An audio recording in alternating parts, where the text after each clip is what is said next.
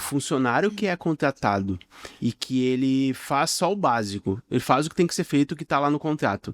Esse funcionário, ele é um funcionário burro. Porque ele agindo assim, quer dizer que ele não quer crescer. Né? É um funcionário que não tem estratégia de crescimento. E aí vem aquela questão, mas eu faço e não sou reconhecido. Então, será que tu tá no lugar certo? Porque a tua luz, ela é amplificada no lugar certo. Que corte, hein, cara? Esse corte, hein? Caramba, hein? Estamos aqui com mais um episódio do meu podcast, que eu tenho a honra de voltar com essa nova temporada. E hoje eu estou aqui com uma pessoa muito especial, a Carolina Steinmetz, que a Carolina, ela bateu 30 mil seguidores essa semana. Sim. Por causa de um processo que a gente vai falar muito nesse episódio. E antes de qualquer coisa, eu queria te agradecer por tu estar aqui comigo, principalmente por poder estar trabalhando contigo nesse novo momento da tua vida. Isso é muito verdadeiro, isso é muito sincero.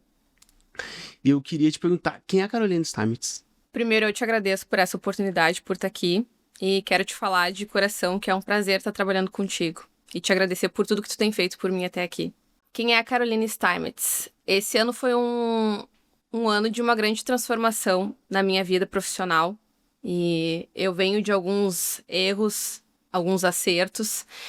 E a Carolina, ela se descobriu muito nesses últimos meses. A Carolina vem de uma trajetória que ela sempre trabalhou com aquilo que ela trabalha hoje. Ela sempre veio assessorando empresários, tendo aquela visão mais 360 de outros negócios, de outros empresários, até no setor público.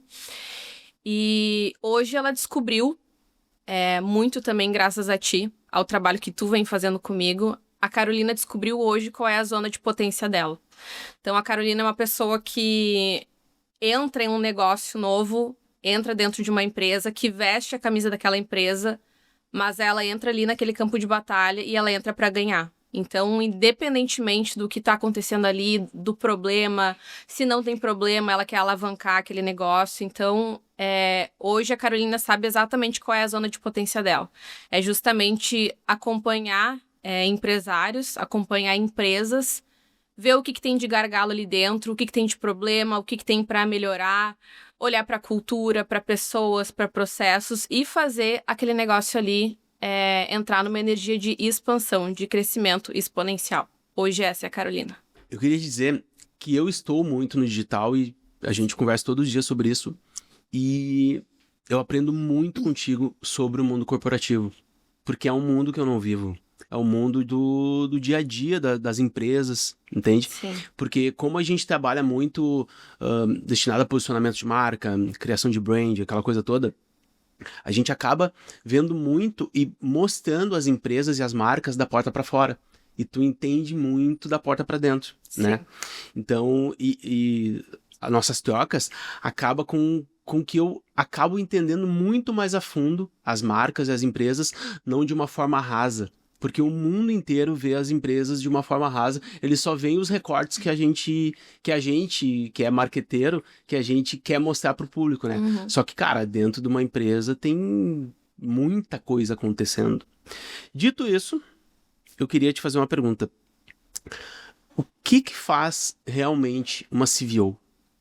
Porque a gente demorou um tempo, né? Até chegar Sim.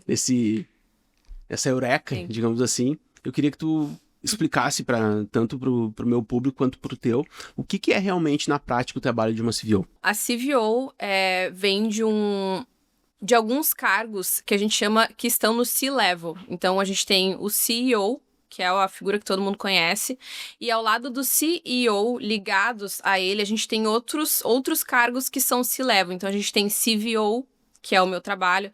A gente tem o CFO, que é uma pessoa voltada para o financial da empresa, então ela cuida da área financeira da empresa. E dentre esses cargos, todos ligados ao CEO, tem a CVO. A CVO, ela vem para quê? A CVO, ela vem com o entendimento do que é sentar na cadeira do CEO, porque ela já passou por aquilo ali. Ela sabe o que o CEO sente, ela sabe como ele toma as decisões. E ela tá ali dentro da empresa para ser o braço esquerdo e direito do CEO. Então, é uma pessoa que sabe exatamente o que o CEO vive, o que o CEO tá sentindo naquele momento, só que é uma pessoa que consegue ter aquela vivência empresarial, ter aquela vivência corporativa, só que na hora de tomar alguma decisão, ela nunca toma uma decisão emocional. Ela vive aquele contexto, ela absorve tudo que ela tem para absorver de informações, de problemas, de resultados, de processos, tudo aquilo que está acontecendo ali, ela absorve tudo e sai daquela bolha ali. Saindo daquela bolha é que ela consegue ter uma visão melhor do que está acontecendo ali, ela consegue montar uma estratégia melhor para daqui a pouco melhorar um processo que não está bem estruturado, para resolver um problema, porque hoje, dentro das empresas, quando acontece algum problema, por exemplo, as pessoas ficam focadas ali no meio do caos e elas não conseguem sair dali para tomar uma decisão. Então, quando tu vai conversar com o CEO ou com outros gestores que têm outros cargos de liderança, de chefia, muitas das decisões que eles tomam é com base em emoção, não é com base em estratégia. Então, eles não têm aquela frieza que daqui a pouco uma visão de fora vai conseguir te trazer. Então, a CVO, né, o V do CVO, ele vem justamente trazendo essa questão visionária, que é o Chief Visionary Officer, que a gente chama, que é aquela pessoa que consegue sair daquele contexto, pensar de fora e tomar uma decisão mais estratégica, não baseada mais na emoção. E tem muita coisa que o CEO é blindado, né? Que não chega no CEO. Muita. Tem coisas assim que o CEO acredita que está funcionando porque ele acredita que a liderança está preparada para lidar com algumas situações e, na verdade, não está. Isso a gente descobre depois em ações trabalhistas, em cultura que lá na frente começa a desmoronar e aí começa a vir outros problemas comportamentais. Então, o CEO, ele fica basicamente... porque o CEO fica muito na salinha dele. Né? Então, ele não é aquela pessoa que vai para a operação porque ele confia nos líderes para isso, mas daqui a pouco a liderança dele não está bem treinada, não está bem estruturada e ele não sabe. Então, muito do que acontece ali, eu diria até a maioria das coisas, dos gargalos que acontecem no dia a dia, não chegam no CEO e ele não tem conhecimento disso. E também, só complementando, então, óbvio, claramente, a CVO é os olhos do CVO e também ela é a mão que executa muito dentro dos setores separados, né? Porque os setores das empresas muitas vezes não se comunicam. Exatamente, porque assim, o que acontece muito em empresas grandes? Empresas que são multissetoriais, a grande maioria, esses setores não se conversam. Então, assim, o marketing está fazendo uma coisa, o comercial está fazendo outra, quem está conversando com o cliente está fazendo outra completamente diferente, e eles não se conectam, eles não se comunicam. Então, ninguém sabe o que o outro setor está fazendo. Aí parece que tu tem várias empresas dentro de uma só. Várias bolhas, né? Então, quando tu faz uma reunião, tu vê que tem um planeta ali, tem outro planeta aqui, e no fim das contas, tem um monte de gente perdida que não sabe para onde a empresa está caminhando, não sabe qual é o objetivo final daquela empresa, está muito focado ali no imediato, no curto prazo.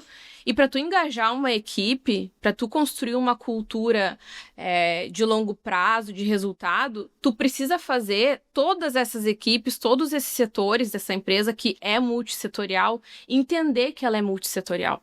E essas pessoas precisam se conectar.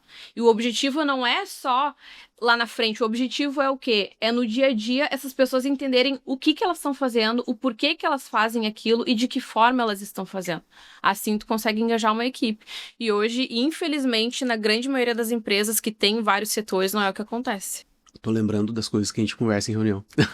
É importante falar que muitas vezes as pessoas acham que CVO, que esses cargos só existem em empresas muito grandes, né? Só que Sim. A cultura em empresas pequenas também tem esses setores, né? Tudo tem. Que o empresário, ele... É que nem tu falou, o teu trabalho, por exemplo, que é da porta para fora. Tem muito empresário que tá focado só na venda. Ele acha que para expandir, para escalar o negócio dele, é só vender, vender, vender. Ah, eu quero mais cliente, eu quero aumentar meu faturamento, eu quero... E ele acha que para aumentar o faturamento dele, é só sair ali da porta para fora e vender mais. E não é. Então... A grande maioria, empresário de pequena, média empresa, eles são muito focados no que acontece da porta para fora. é mais cliente, é mais... E acha que aumentar o faturamento é só um resultado que tu consegue da porta para fora. Mas eles não cuidam do que tá acontecendo ali dentro. Eles não cuidam a equipe, eles não cuidam a cultura. Tem empresário que tá criando uma cultura que lá na frente vai acabar, vai desalinhar todo o negócio dele e ele não sabe. Ele não sabe. Então, hoje, infelizmente, não dá pro empresário focar só da porta para fora. Porque isso acontece, por exemplo, assim, ó. Eu costumo falar que o empresário ele tem 3 territórios que ele precisa cuidar. Ele tem o território de comando, é aquele território que é dele. Tudo que ele faz depende única e exclusivamente dele. É o comando dele. Depois desse território, ele tem o território de expansão. É aqui que entra a delegação estratégica. Então, é tudo que o empresário consegue tirar do comando por meio de ferramentas, por meio de práticas estratégicas, leva para outro território para influenciar outras pessoas, para delegar algumas tarefas dele e para fazer o negócio andar. Então, o empresário ele tem que focar muito nesses 2 territórios, só que a maioria não foca aqui. Não tá nem no primeiro, no comando, nem no segundo, que é na expansão. A maioria tá no quê? No terceiro, que é o da dispersão. Então, aqui eles se preocupam com o mercado, a economia que está oscilando muito, o fulano que ganhou as eleições, agora a minha empresa vai falir. Então, o empresário ele está focado só aqui, em tudo aquilo que ele não tem controle. Mas ele esquece de olhar para onde está o problema, que é para dentro da empresa dele. Então, ele não foca aqui. Tá, agora eu quero te fazer uma pergunta um pouco mais profunda, tá? Tá. Beleza. Estratégia, escutatória, CVO, setores, aquela coisa toda. Isso tudo é uma coisa que tu aprendeu e tu adquiriu realmente no campo de batalha, trabalhando. Confere. Tu te considera hoje hoje tu te considera mais uma líder ou mais uma estrategista? Hoje eu me considero muito mais uma estrategista. Sim. A minha carreira, na verdade, todo o meu trabalho, ele nasceu na prática. A maioria das pessoas, elas começam pela teoria, estudam, fazem pós-graduação, MBA. Eu não, eu fui pelo lado oposto, eu fiz o inverso. Eu comecei na prática, comecei no meio do caos e fui aprendendo, fui daí reunindo, estudando técnicas, estudando teorias para daí poder aplicar no meu trabalho. Então, inicialmente, eu comecei trabalhando com isso em cargo de liderança. Então, tinha que me preocupar com questão de engajamento de equipe, de gestão de pessoas.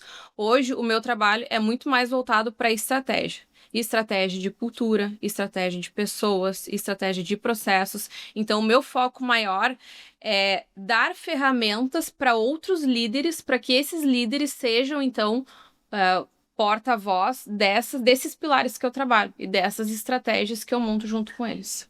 Eu nunca tive empreendedor na família. Eu nunca tive, mas eu sempre olhei pro lado. Eu sempre pensei que, cara, eu nunca quis ser funcionário.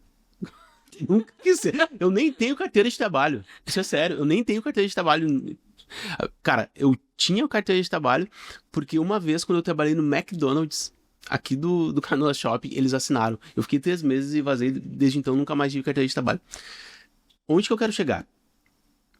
Eu nunca tive referência de empreendedor, de alguém na família que eu me inspirar naquele tio rico, sabe? Sim. Toda família tem um tio rico, né? Uhum. Que é um tio rico que tem terras, que faz alguma coisa.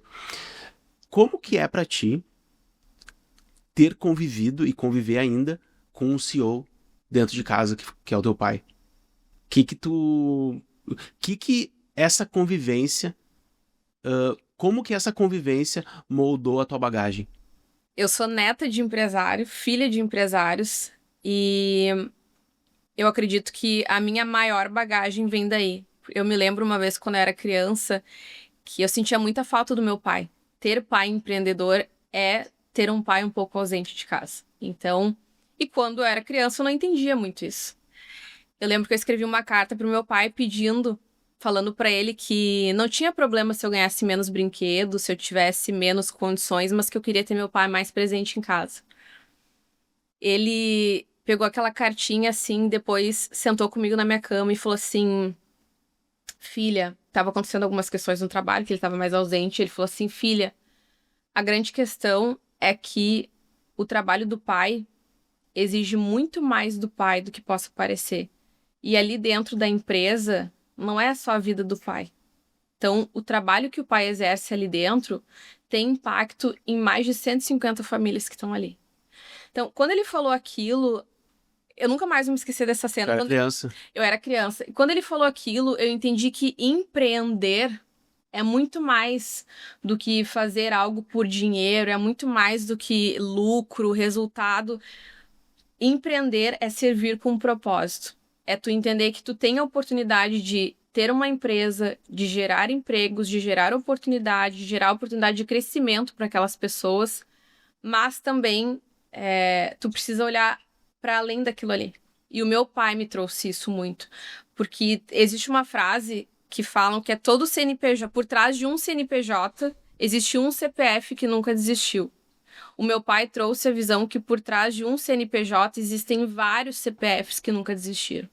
Então, a maior coisa que eu aprendi com meu pai é que um empresário que exerce atividade empresarial, que lida com pessoas e que não entende que ele precisa olhar para essas pessoas, ele tá fadado ao fracasso. E ele vai fracassar muito. Então, o meu pai sempre me trouxe essa visão, assim, de que a empresa, sim, precisa gerar lucro, precisa gerar resultado, porque, diferentemente de uma ONG, por exemplo, a empresa tá ali para gerar lucro. É a finalidade empresarial. Mas, além disso, tu precisa muito olhar para essas pessoas. Então, acho que isso foi a maior lição, assim, que eu tive com meu pai, que é empresário. Eu vou ter que contar aquela história. Qual a história? Uma história minha. Quando eu tinha 15 anos, eu acho. Não, 15 ou 16 anos. Eu já te contei essa história, eu acho. Eu fui com o meu pai na local. Lembra essa história? Lembro. A do carro. Uhum. Daí o meu pai estacionou o carro junto com os outros carros dos outros funcionários e tal. Enfim, né? Volto a dizer, meu pai nunca foi empreendedor, nunca tive ninguém na família. E daí a gente chegou e o teu pai tava chegando. Daí o teu pai veio falar conosco. Daí o teu pai chegou num carrão.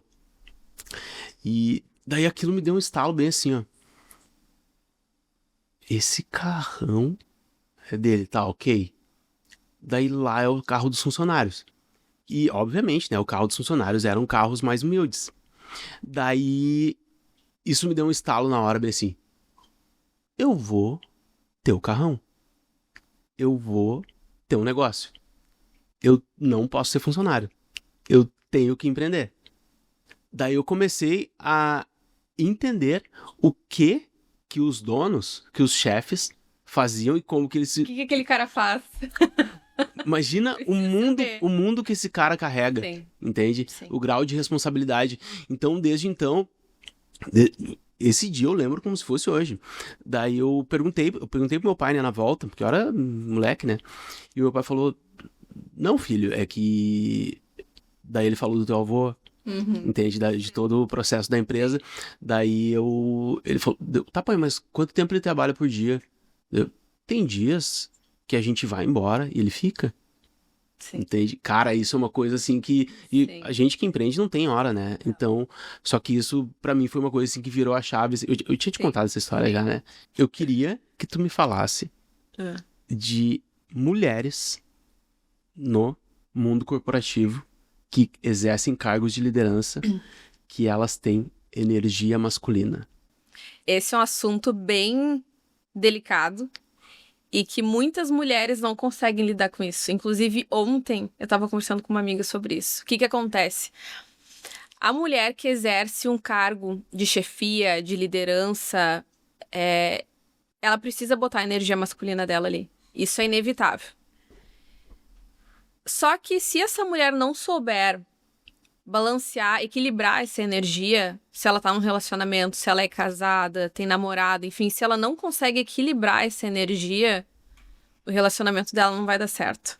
Porque dentro do relacionamento, a mulher precisa ser feminina. Ela precisa deixar a armadura dela, o escudo, as armas dela, toda no trabalho. Toda. E ir pra casa e ser a mulher feminina. E a maioria das mulheres que hoje exercem um cargo de chefia, de liderança, muitas vezes, a maioria das mulheres precisam lidar muito com homens no ambiente corporativo, elas não conseguem se desfazer dessa energia. Então, elas acabam chegando em casa com a mesma energia que elas usam no trabalho e acaba que ali fica acaba tendo um desequilíbrio dessa energia. Então, o companheiro dela, o marido dela, ele não consegue manter a energia masculina dele. E aí, isso, com o tempo, vai acabar fazendo com que aquele relacionamento não dê certo. A mulher, quando ela tá num relacionamento, a mulher precisa deixar o homem decidir, tomar decisões. Ai, vamos jantar em tal... Coisas simples, básicas do dia a dia. Coisas de homem, né? Coisas de homem, sabe? Decidir algumas coisas, deixar o cara ser provedor. E quando eu falo provedor, não é provedor de dinheiro, de pagar tudo, bancar tudo. Isso aí é a parte mais fácil que tem do relacionamento. Mas ela precisa deixar o homem ser um homem provedor em casa. Então, a mulher que traz essa energia pra dentro de casa, ela não consegue deixar o homem ser assim. E é muito difícil virar a chave, né? É. Ok, entrei no carro, vou pra casa. É muito difícil.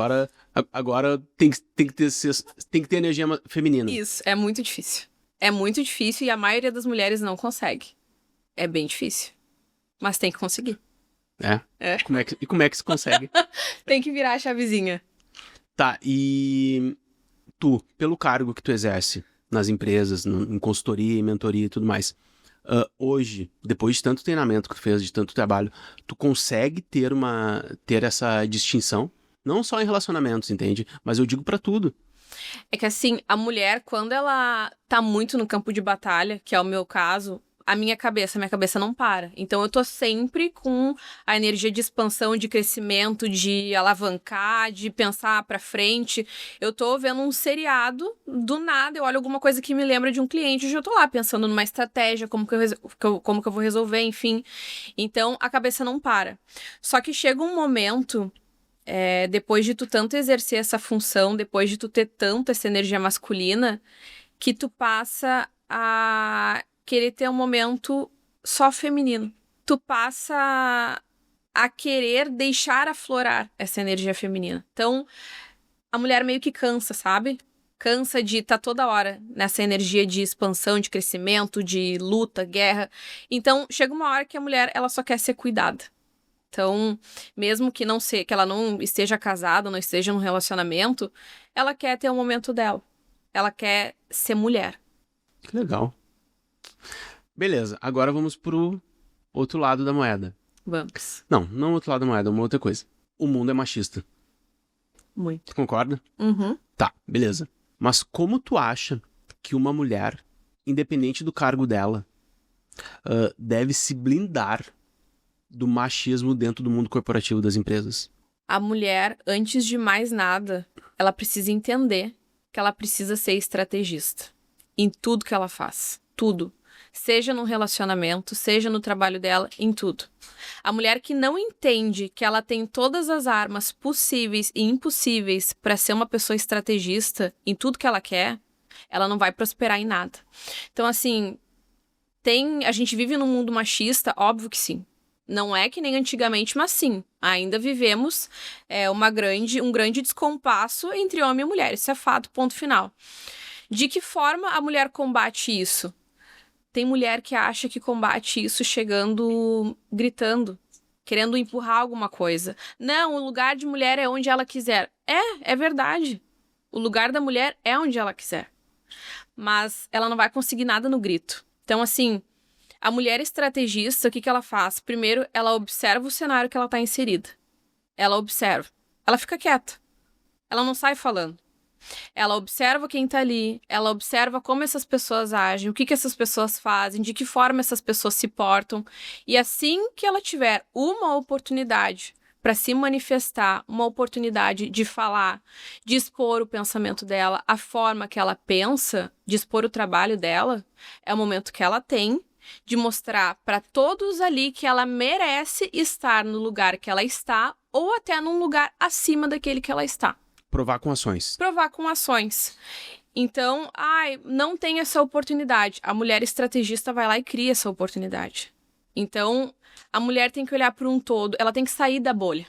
Ela não pode ficar focada naquilo ali. Não, eu mereço estar aqui porque eu sou mulher, porque eu mereço, ponto final. Não é assim que tu vai conseguir. Então, a mulher precisa ser estrategista em tudo que ela faz. Como que tu define hoje o teu posicionamento digital? Eu nem tô falando ainda de viralização. Depois a gente vai falar sobre isso. Aqueles recortes que as pessoas veem no teu Instagram, que tá dando muito certo, aquela coisa toda. Eu queria que tu me explicasse como que tu pensa nos conteúdos, como que...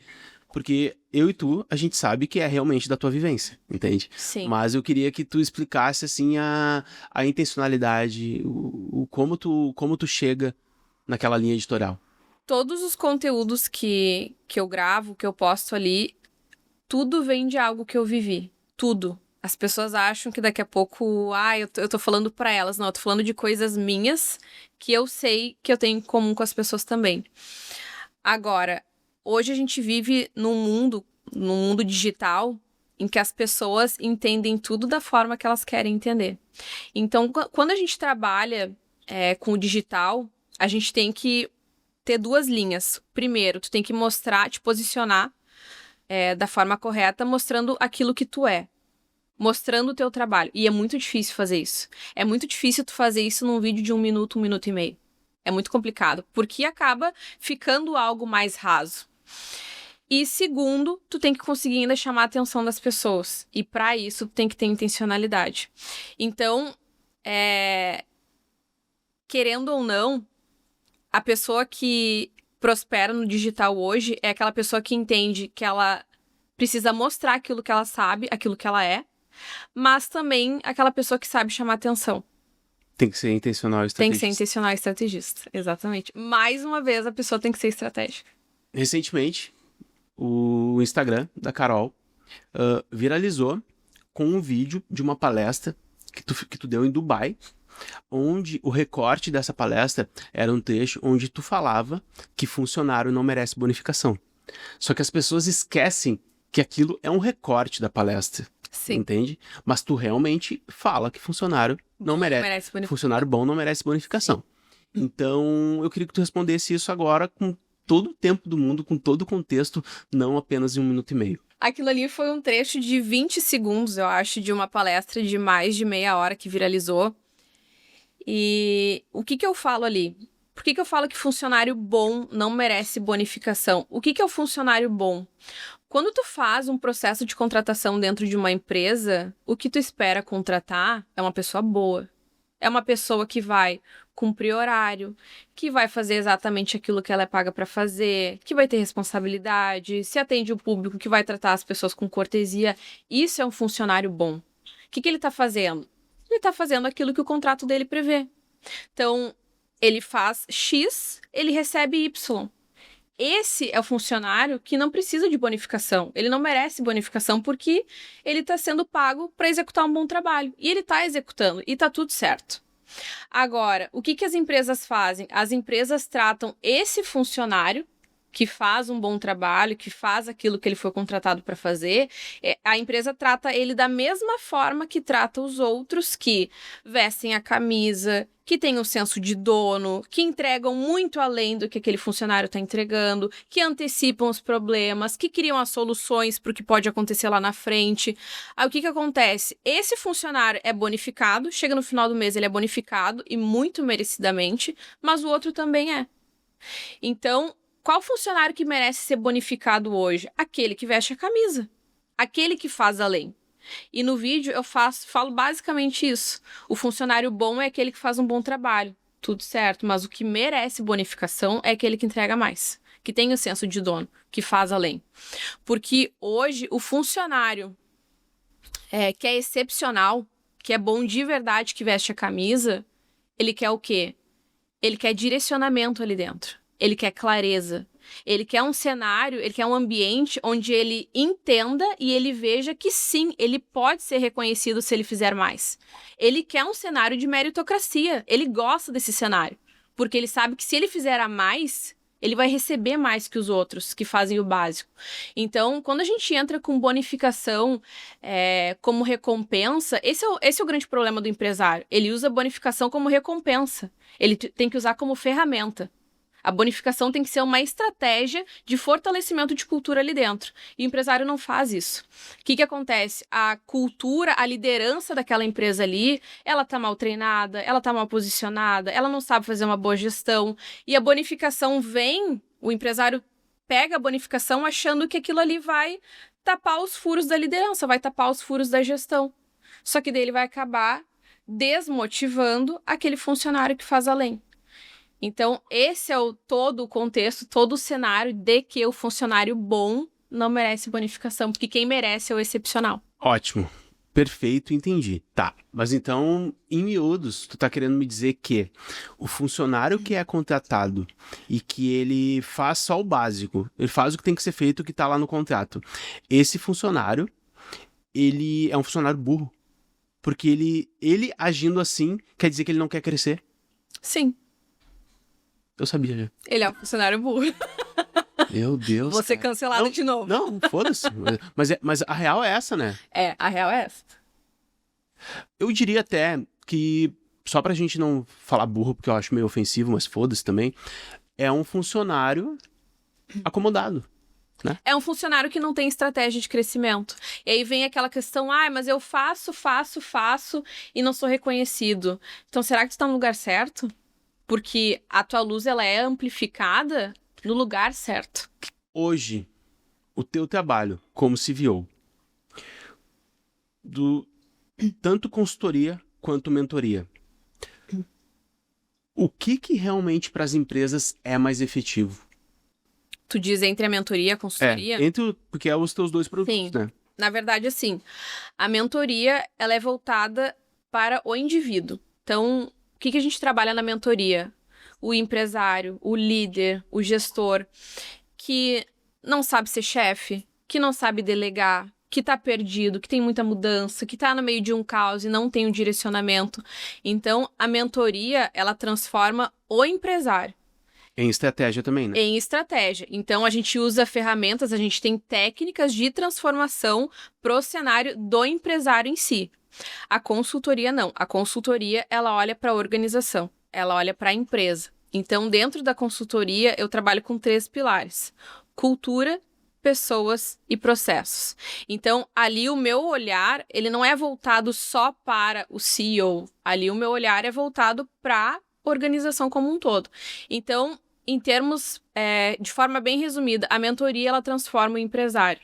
A consultoria, ela transforma a empresa. É importante falar também que, com a consultoria, os processos em si não é simplesmente apenas implementar processos na empresa. É tu atuar junto nos processos, Sim. né? O que é mais sério. Sim, o que acontece? Não adianta a gente montar um processo, usar todas as técnicas mirabolantes, maravilhosas para estruturar um processo e não concretizar e não materializar esse processo dentro da empresa. Como é que a gente materializa isso? Mostrando para as pessoas como que é um processo bem estruturado, treinando aquelas pessoas, colocando em prática e depois fiscalizando todo aquele processo. Não dá só para simplesmente implementar um processo, toma, vai lá e faz. É que nem a delegação. Agora tu vai fazer isso, toma, te vira.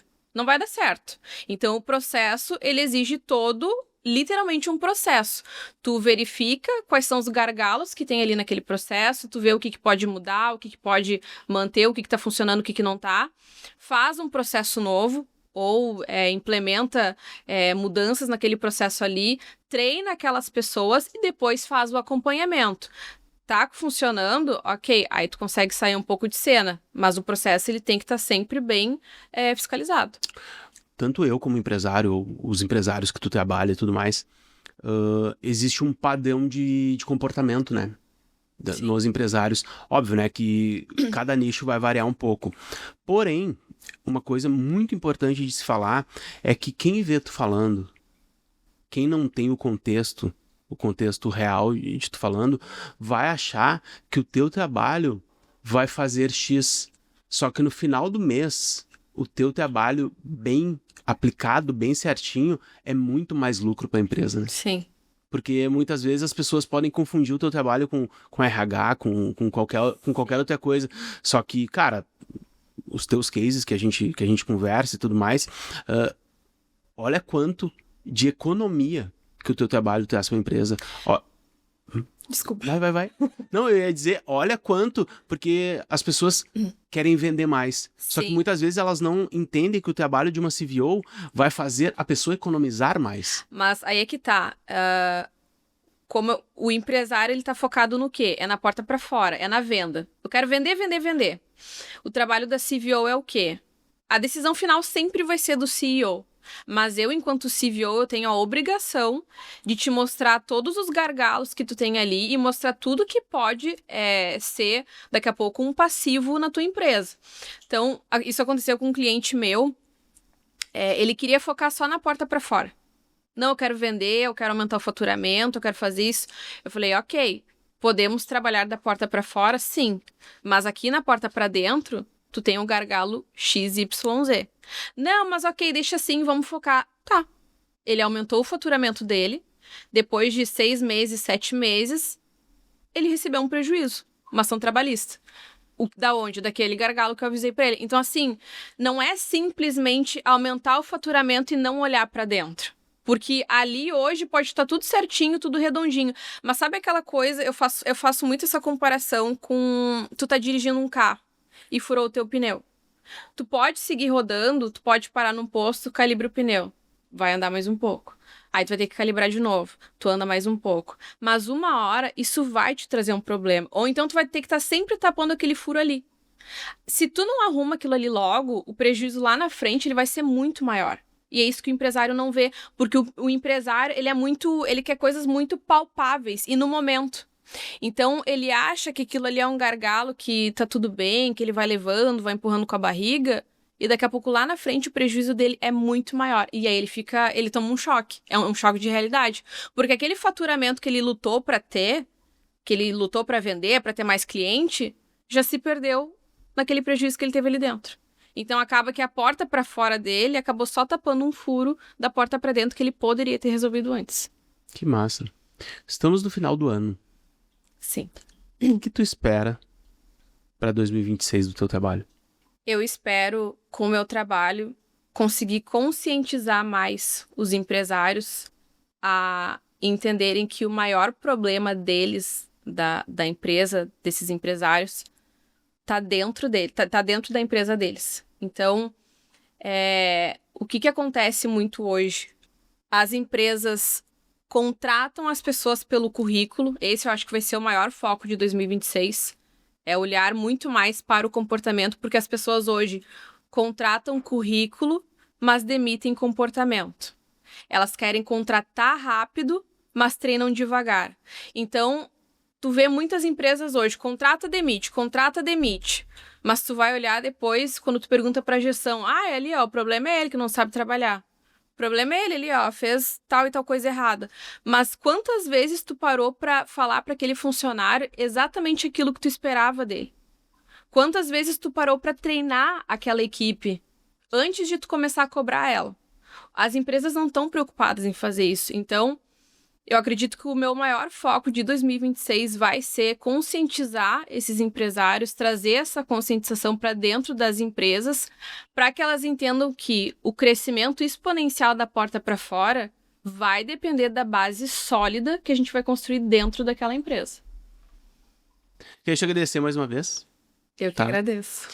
E, pô, gente, é isso. Muito obrigado por vocês terem ficado até esse momento aqui nesse canal. Se inscrevam. Agora toda semana vai ter podcast. Eu tô assumindo esse compromisso público com vocês. E vai ter que ter e vai ter. E é isso, gente. Sigam Dá tuas redes sociais, por gentileza, pra gente. Meu Instagram, então, é Carolina Steinmetz. Agora, né? Agora. A minha nova identidade. Piada interna, desculpa. Carolina Steinmetz e no YouTube, Carolina Steinmetz Oficial. O TikTok. E no TikTok, Carolina Steinmetz também, que nem no Instagram. Eu sou o Rodrigo Gandolfi. E obrigado por vocês estarem aqui. Tchau, tchau.